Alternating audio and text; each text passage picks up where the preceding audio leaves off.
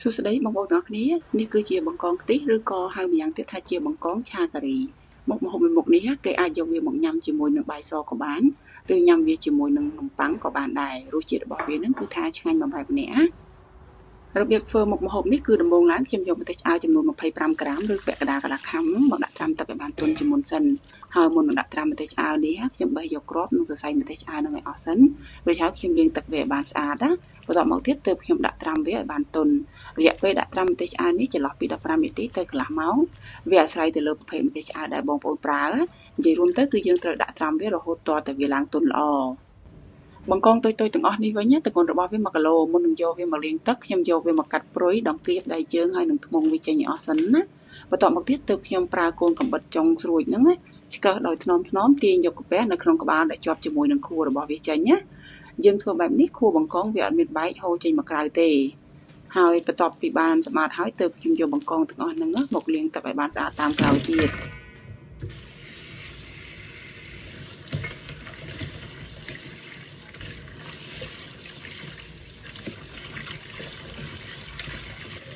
បង្កងដែលបានលាងទឹកស្អាតហើយហ្នឹងខ្ញុំយកវាមកឆូតនៅផ្នែកក្នុងតិចៗទៅដើម្បីឲ្យពេលដែលយកមកឆាហ្នឹងវាឆាប់ចូលជាតិហើយណាមួយយើងធ្វើបែបនេះបើសិនបើវាមានសរសៃខ្មៅៗនៅតាមខ្នងបង្កងឯហ្នឹងក៏យើងអាចយកវាចេញបានអស់ស្អាតផងដែរចំណែកឯគ្រឿងផ្សំនៅផ្នែកបន្លែវិញមានដូចជាខ្ទឹមបារាំងចំនួន1មើមទម្ងន់របស់វា1ខាំកន្លះខ្ទឹមបារាំងហ្នឹងគឺខ្ញុំយកវាមកកាត់ចេញជាដុំតូចៗទំហំរបស់វាធំជាងមេដៃបន្តិចណាហើយបន្ទាប់មកទៀតហ្នឹងខ្ញុំមានប្រើជីវ៉ាន់ស៊ុយសម្រាប់ជីវ៉ាន់ស៊ុយទាំងអស់នេះទម្ងន់របស់វាប្រហែលជា15ក្រាមបងប្អូនខ្ញុំយកវាមកកាត់ជាកង់ខ្លីៗបន្តិចទៅហើយចំណែកឯស្លឹកខ្ទឹមនេះវិញទម្ងន់របស់វាក៏ប្រហែលជា15ក្រាមដែរនៅផ្នែកគល់ហ្នឹងខ្ញុំដំវាបានទូបន្តិចណាបន្ទាប់មកទៀតទើបខ្ញុំហាន់វាជាកង់ខ្លីៗល្មមប្រវែងរបស់វាប្រហែលទៅនឹងជីវ៉ាន់ស៊ុយនឹងដែរណា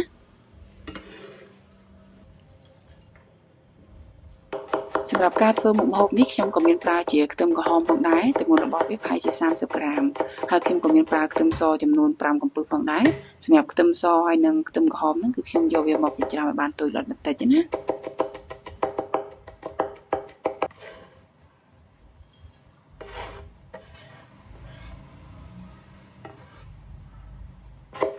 នៅផ្នែកគ្រឿងបុកវិញមានគល់ស្លឹកគ្រៃខ្ញុំប្រើចំនួន5ដើមតូចៗទម្ងន់របស់វានឹងកន្លះខាំ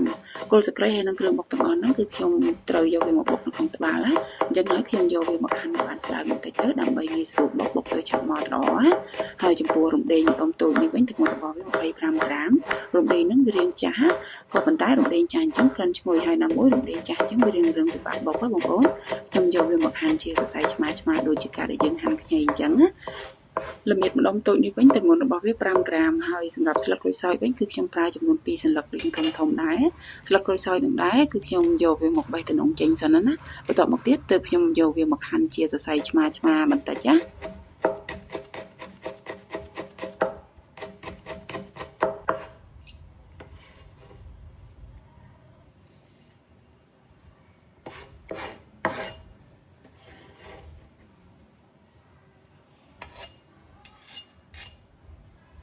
ម្ទេសឆ្អើរដែលបានត្រាំទឹកឲ្យទន់ហើយហ្នឹងខ្ញុំស្រង់វាចេញនិងទុកវាស្រស់ទឹកសិនបន្ទាប់មកទៀតទើបខ្ញុំយកវាមកចិញ្ច្រាំឲ្យបានម៉ត់ណាម្ទេសឆ្អើរហើយនឹងគ្រឿងបុកផ្សេងៗទៀតហ្នឹងបងប្អូនអាចប្រើម៉ាស៊ីនក្លុកកិនវាឲ្យម៉ត់ក៏បានដែរគ្រាន់តែថាបងប្អូនត្រូវបន្ថែមទឹកចូលបន្តិចដើម្បីឲ្យវាម៉ត់បានល្អគ្រឿងទាំងអស់ហ្នឹងដែរបើសិនបើបងប្អូនមានពេលបងប្អូនបុកវានៅក្នុងត្បាល់បែបនេះពីព្រោះថាគ្រឿងដែលបុកនៅក្នុងត្បាល់វាមានក្លិនឈ្ងុយជាងការដែលយើងយកវាទៅកិនណា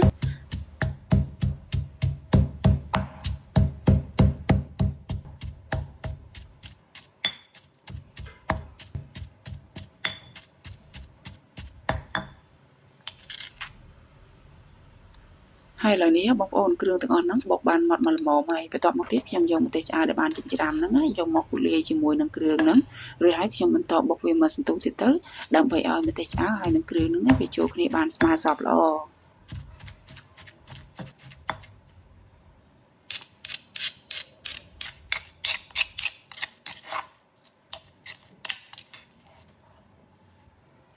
គ្រឿងផ្សំបន្តមកទៀតហ្នឹងមានសាច់ដូងកោសចំនួន2ខាំ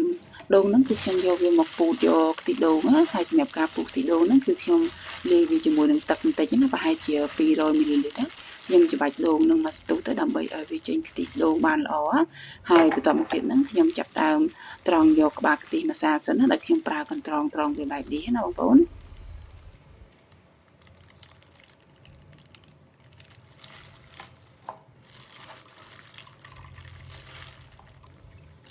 សាច់ដូងកោសដែលយើងច្បាច់យកខ្ទិះលើកទី1ហ្នឹងហើយវាអត់ទាន់អស់ខ្ទិះទេបងប្អូនវានៅមានសល់ខ្ទិះទៀតអញ្ចឹងហើយខ្ញុំលាយទឹកវាម្សៅទៀតទៅប្រហែលជា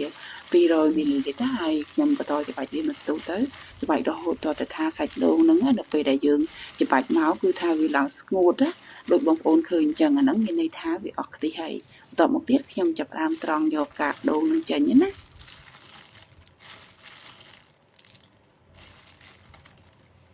សាច់ដូងកោស2ខាំហ្នឹងខ្ញុំច្បាច់បានខ្ទិះដូងហ្នឹងប្រហែលជា7កន្លះលីត្រហើយបន្ទាប់ពីបានច្បាច់យកខ្ទិះដូងរួចរាល់ហើយខ្ញុំទុកវាម្លាយសិនណាបងប្អូនកលេចមកមើលគ្រឿងផ្សំបន្តមកទៀតហ្នឹងមានពងមាន់ខ្ញុំប្រើចំនួន3គ្រាប់ពងមាន់ហ្នឹងខ្ញុំគូវាបញ្ចូលគ្នាណាហើយបន្តមកទៀតខ្ញុំបុកឲ្យផ្នែកសហើយនិងផ្នែកក្រហមហ្នឹងវាចូលគ្នាបានស្មើសពល្អនៅពេលដែលវាចូលគ្នាហើយខ្ញុំយកខ្ទិះដូងដែលបានពូតហើយហ្នឹងមកចាក់បញ្ចូលគ្នាប៉ុន្តែខ្ញុំចាក់អត់ឲ្យបងប្អូនខ្ញុំចាក់ប្រហែលជា400 មីលីលីត្រទេដែលខ្ញុំទុកមួយចំណែកតូចសម្រាប់ប្រើការផ្សេងទៀតណារួចហើយខ្ញុំកូរឲ្យខ្ទិះដូងហើយនិងពងមាន់ហ្នឹងវាចូលគ្នាបានស្មើសពល្អហើយឥឡូវនេះខ្ញុំចាប់ដើមដាក់ប្រេងឆាចំនួន3ស្លាបព្រាបាយឲ្យបានក្តៅបន្តិចដើម្បីដាក់រំលីងខ្ទឹមសខ្ទឹមក្រហមហើយនិងគល់ខ្ទឹមសម្រាប់ការរំលីងខ្ទឹមសខ្ទឹមក្រហមហើយនិងគល់ខ្ទឹមហ្នឹងគឺខ្ញុំប្រើភ្លើងតិចៗទេខ្ញុំរំលីងឲ្យវាឡើងក្រៀមបន្តិចហើយណាមួយឲ្យវាចេញក្លិនឈ្ងុយបានល្អ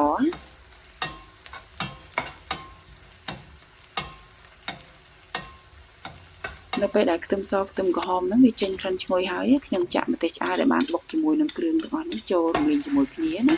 រួចហើយខ្ញុំបន្តរំលីងវាមកស្ទុះទៅដោយប្រើភ្លើងតិចៗរហូតតតែគ្រឿងទាំងអស់ហ្នឹងវាចេញក្លិនឈ្ងុយហើយណាមួយឲ្យវាចេញពណ៌រាងក្រហមជាងនឹងបន្តិចណា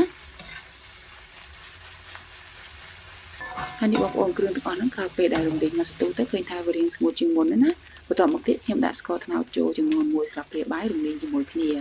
ខ្ញុំរំលីងវាមកស្ទុះទៀតទៅដើម្បីឲ្យស្ករត្នោតហ្នឹងវាចេញក្លិនឈ្ងុយហើយណាមួយដើម្បីឲ្យស្ករត្នោតហ្នឹងវាបានរលាយបានល្អផងដែរនៅពេលដែលស្ករត្នោតវាបានរលាយល្អហើយខ្ញុំបន្ថែមម្សៅការីចូលចំនួន1ស្លាបព្រាបាយពេញណារួចហើយខ្ញុំបន្ថែមគ្រឿងផ្សំមកហើយដែលមានដូចជាទឹកត្រីហ្នឹងចំនួន1ស្លាបព្រាបាយប្រេងខ្យងខ្ញុំប្រើចំនួន1ស្លាបព្រាបាយដែរហើយបន្តមកទៀតហ្នឹងមានម្សៅស៊ុបចំនួនកន្លះស្លាបព្រាបាយក្រោយពេលដែលដាក់គ្រឿងផ្សំចូលរួចរាល់ហើយខ្ញុំបន្តឆាគ្រឿងទាំងអស់ហ្នឹងមកស្ទុះទៅដើម្បីឲ្យវាចូលជាតិបានល្អហើយចំពោះខ្ទិះដូងដែលនៅសល់ហ្នឹងគឺខ្ញុំចាក់ចូលទាំងអស់តែម្ដងខ្ញុំឆាគ្រឿងហ្នឹងជាមួយនឹងខ្ទិះដូងហ្នឹងមកស្ទុះទៀតណាបងប្អូនដើម្បីឲ្យវាចូលគ្នាបានស្មើសពល្អសិនណាហើយនេះបងប្អូនគ្រឿងទាំងអស់ហ្នឹងនៅពេលដែលឆាបានចូលគ្នាស្មើសពបែបនេះហើយខ្ញុំចាប់ផ្ដើមចាក់បង្កងចូលឆាជាមួយគ្នាណាក្រោយពេលដែលចាក់បង្កងចូលហើយខ្ញុំបន្ថែមភ្លើងឲ្យរាងក្តៅជាងមុនបន្តិចរួចហើយខ្ញុំបន្តឆាមកស្ទុះទៅដើម្បីឲ្យបង្កងហ្នឹងវាជាប់ជាមួយនឹងគ្រឿងទាំងអស់ហ្នឹងបានស្មើសពក៏ប៉ុន្តែបង្កងយើងឆាបែបនេះវាអាចអត់ឆ្អិនដល់ខាងក្នុងទេបងប្អូនអញ្ចឹងហើយខ្ញុំបិទគម្របខ្ទះហ្នឹងមកស្ទុះណា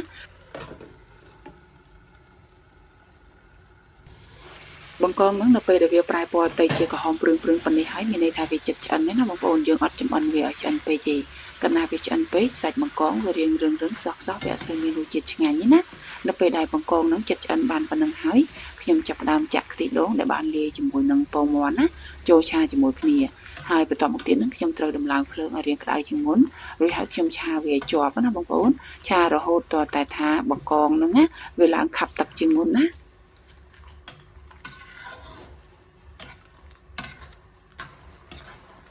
សម្រាប់ការឆាបង្កងក្រោយពេលដែលចាក់ទឹកខ្ទិះដូងចូលនេះបងប្អូនយើងអត់ប្រើពេលយូរទេប្រហែលជា1នាទីអីទេនៅពេលដែលវាប្រែទៅជាខាប់បែបនេះហើយខ្ញុំចាប់ផ្ដើមដាក់ខ្ទឹមបារាំងចូលហើយចំពោះខ្ទឹមបារាំងនេះទៀតសោតក៏វាឆាប់ឆ្អិនដែរយើងអត់ចាំបាច់ឆាវាយូរពេកទេយើងគ្រាន់តែឆាវាមួយត្រឡប់ពីទេមើលទៅថាឲ្យវាឡើងទ្រមបន្តិចទៅគឺយើងអាចបិទភ្លើងបានហើយក្រោយពេលដែលបិទភ្លើងហើយទើបខ្ញុំដាក់ស្លឹកជីវ៉ាន់ស៊ុយហើយនិងស្លឹកខ្ទឹមចូលចុងក្រោយគេបន្តមកទៀតខ្ញុំបន្តឆាវាមួយត្រឡប់ពីទៀតទៅដើម្បីឲ្យស្លឹកខ្ទឹមហើយនិងស្លឹកជីវ៉ាន់ស៊ុយហ្នឹងវាចេញក្លិនបានល្អហើយណាមួយដើម្បីឲ្យវារាងទ្រមជាងមុនបន្តិចណាហើយតែប៉ុណ្ណេះបង្កងខ្ទិះឬក៏បង្កងឆាការីហ្នឹងគឺបានធ្វើរួចរាល់ហើយបងប្អូនសម្រាប់មុខម្ហូបមួយមុខនេះដែរយើងអាចញ៉ាំវាជាមួយនឹងបាយសក៏បានឬក៏ញ៉ាំវាជាមួយនឹងនំប៉័ងក៏បានដែរទៅតាមការចូលចិត្តរបស់បងប្អូនណា ហើយខ្ញុំសង្ឃឹមថាបងប្អូននឹងចូលចិត្តវីដេអូមួយនេះសូមអរគុណច្រើនសម្រាប់ការទស្សនាក៏ដូចជាការគាំទ្រជួបគ្នានៅក្នុងវីដេអូក្រោយៗទៀត